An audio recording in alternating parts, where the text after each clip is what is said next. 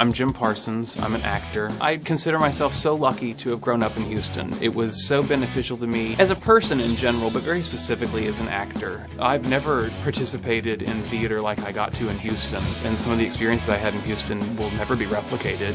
It's neat to get to go back and experience some of the more tourist aspects of Houston. The first thing I ever think of when I go back, I have to admit, I like to eat, and I love to go to restaurants in Houston. Houston has one of the most significant museum districts in the country. You have 18 museums just in the museum district alone, and there's literally hundreds of other museums throughout the city. I lived in Houston, and I lived in New York. I saw more horses in New York than I ever saw in Houston. I saw more art in Houston than I ever saw in New York.